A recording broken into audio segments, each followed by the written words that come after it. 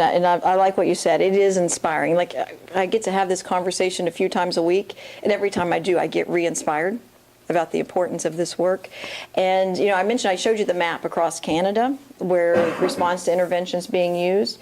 If you look, Alberta as a province has really come out, and if you Google Alberta RTI, they have so many documents and videos and how to move into implementation. So that province really has taken this step a little bit before us.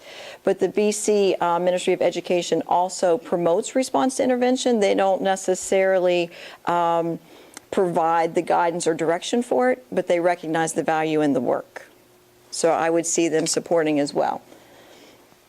So again, looking at Tier 1, and you know, Dave gave some wonderful examples, that social, emotional, the metacognition, and the self-regulation pieces. I mentioned that was missing from us. Like, wow, if I think about what we were able to accomplish with this model, if we would have folded that in too, it would have been just amazing. But for myself as a classroom teacher and working in an elementary school, I worked in a school where we had a significant number of students who really struggled with reading for multiple reasons, you know, oral language being a part of that. So lots of different factors. When we really use this model to focus in on reading, and again, this is connected to our model because you really advocate for us to be working as teams and to share our knowledge and expertise.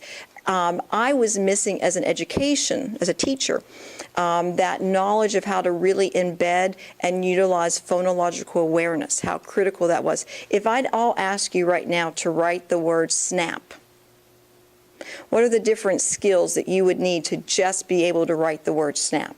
And just go ahead and call those out. Breaking down the word. Breaking down the word. Okay, other things? Sounding it out. Sounding it out. Pushing words together. Pushing them together. Good listening skills. Listening skills, letter formation, all these different pieces. When we really started being very proactive, looking at exactly where our students were, how they were progressing towards those critical skills, we started to see where those holes were. Guess who my new best friend was in my classroom? The speech language pathologist. So while I did have 2 or 3 students who traditionally would have been pulled out for speech language pathology, what we found was when she embedded some of that work in my classroom with me as a teacher and with all my students, those students who needed that work got it, but so did everyone else in the room. And so we were able to use her professional skills combined with mine to be more proactive. So yes, we have those people in our district now. What we want to do is think more proactively about how we can be partnering to support all students' learning as opposed to if you have a designation and you don't. That's part of our work and what we want to do with this model. But despite our best efforts in doing the things that Dave and I have been talking about, there will continue to be a group of students who struggle. There will continue to be a group of students who need extra supports. It's always amazing. There's always these extra sounds that come. We all got a little dysregulated, didn't we, with them? So we need to have systematically supports in place for those students. And Tier 2 does not always mean we're pulling them out. I have a great friend and colleague. I will say that our very best teachers, they have something in common. They aren't always the most creative, but as good teachers, we're pretty good thieves, which means we're pretty good about listening for good ideas and being able to steal them and use them in our classrooms. Well, one of my colleagues mentioned that he had seen Bart Simpson. Have any of you seen Bart Simpson's? Any big fans here? Okay, Bart moved from, no one's going to admit to it. Bart moved from one school to another school. Do we have a little bit of transient populations in our district? Students moving from one school to another? Yeah. Well, in school A, the first school, Bart was kind of a high flyer. He was doing okay. He moved into this other school where he was not a high flyer and he was behind the other kids. So Bart got pulled out of class to get extra support because in this new school he was struggling. Believe it or not, that could happen in our district. We could have, in fact, I have teachers telling me that. that we have a student in our school, they left our school, and we thought they were right on track. They went to another school, and they were struggling. When we talked about those universal district-wide assessments, that's part of our work of what we want to prevent. But to get back to Bart, because I don't want to leave you hanging on Bart's story. Bart went to the other school. And can I pretend like you're Bart for a minute? You got me lost in the building, so we bonded. We came in the wrong door together. So pretend like you're Bart, and you went to this new school. My dear. Okay. I like how you think here. He wasn't doing well. He wasn't kind of where everybody else was. So what the teacher did is, you know what, I need you to take Bart and give him extra support. So Bart got pulled out of the class to get extra support. And what Bart's reaction was is he's sitting there and he's learning to cut a circle. He's like, so let me get this straight. We're behind the other kids, so the way we're going to catch up with them is by going slower. That's the wisdom of Bart Simpson, and that's what we've done historically, not because we weren't doing the very best we could. There's just more research now about how to do it differently. And so with response to intervention, when we think about this tier 2, it's not about pulling kids out to remediate or to do less or to fill up time. It's about looking at exactly where their skill deficits are, what their needs are, and then accelerating their learning to close the gap between, and I don't like to say close the gap between them and their peers because that's not an appropriate way to look at it, but close the gap between where their learning is and where it should be for the grade level. And the only way we can do that is by having these effective collaborative teams in place to have these conversations, to look at where those deficits are, to be able to grow and learn from each other. So for some students, some of those tier 2 interventions can happen inside the classroom. It can be those elements of the, I never say the word right, plasticity, it could be having a classroom environment that has fewer distractions. It could be being able to go stand and walk in the back of the classrooms. Those are little accommodations that we can make. But for some students, it also may be very targeted work in academic areas that they've missed. But we have to ask ourselves, sometimes they're missing those areas because they weren't able to focus in our classrooms. So now when we have to address that first, and then we have to look at where those deficits are and make sure we're filling it up and bringing our kids along. And I'm not going to say this is all happening tomorrow in our schools. You're right, there's an inspiration there, but it's a journey.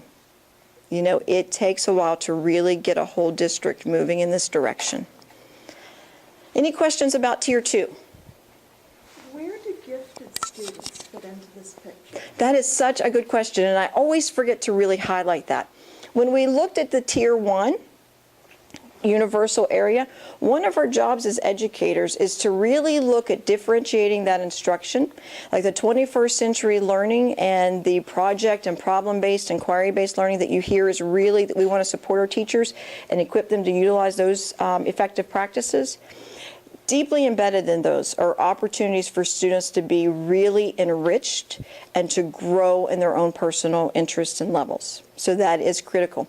But it's also thinking about those really bright students as well. Like for some of our really bright students, we may want to equip them with additional, not additional busy work, that's the difference, but additional opportunities to learn and explore in their own area of interest. When I get to tier 3, I've got a really good example of how the model supports students who are really highly gifted as well. So if you'll let me click to the next slide. Okay. So in tier 2, you would be bringing in just like one person from one of the teams, or 2 people from the team, depending on what the child's needs are. Is that the difference between tier 1 and tier 2? Tier 2 is about identifying what students' needs are and then making a plan for that small group of students. When the model really gets moving and when we're really doing our jobs the way we want to, we'll get to a place where tier 2 will represent approximately 15% of our students. We won't start there. I haven't seen any district in North America that has started there. And it's one of those places where we can't be discouraged when we don't start there. You know, we don't usually start with about 80% of our students on grade level. That's what we're moving towards. That's our goal. But when we get there, this is going to be about 15%. So it's going to be small groups of students that we're looking at providing positive, proactive supports before those major gaps occur. So it could be that could just be as a classroom teacher. I can identify that, and I can do it by pulling some small groups. So that's one way it's supported. Could be that different people from the team are partnering with me. It's not necessarily always that someone else from the team is doing that tier 2. It's about looking at the students' needs and looking at the capacity within the school and then matching the most qualified person with that group of students to support them. So these teams, are they going to be a pool? I'm just saying, what happens if, like, there's quite it gets, hopefully the momentum gets going and everybody really likes this. How are we going to have enough in the teams? Are we going to have teams allocated to certain schools, certain areas? I mean, some schools might not need it because they might just be lucky and they've got all average kids, depending on the schools. How's that going to be? Suddenly, you need, I don't know, 5 different experts in one area, and you need it in one school, but this other school, how's that going to be? Would you like the opportunity to speak to the way the teams are organized? Identify the need and want and affordability. So yes, you would like to pull in a team, but the school down the road also want the same team, and they say, okay, you've got to wait for the next week, or is it going to be, how are they going to do this team working? Because as you said, money is a... So can I find a compliment question there? Who makes up the teams? Like we understand who all the assistant directors or whatever are that are leading them, but is there a psychologist on every team and then a speaker? Like who all? And then all these experts. I'll speak briefly to it before I hand you the mic. The first part is that teachers don't have to just access that whole team. They can access and at the school level, they can say, Darlene, can you come in and just partner with me to really improve balanced literacy in my classroom? So teachers are fully empowered to make those connections on their own as for that first level, proactive step. But we do have, and this is what's really exciting for the district, we have a standardized organization of the teams and a process for schools to be able to reach out and access the whole team. And I'll let Dave, and I'll give him the mic this time. A budget. So there's always, like if you have my school, you say, well, we can't afford to have a substitute in because of this. It's costing us this much. Would that be the case? Would there be a restriction on every school, a budget? You can only, you have this much to spend. I don't know, 10,000. I don't know how much, but it's just a hypothetical. 10,000. This is your budget for the year, or is it unlimited? It's unlimited, but it's organized, and it's organized according to what I would call a triage model, which gets to your other point earlier around the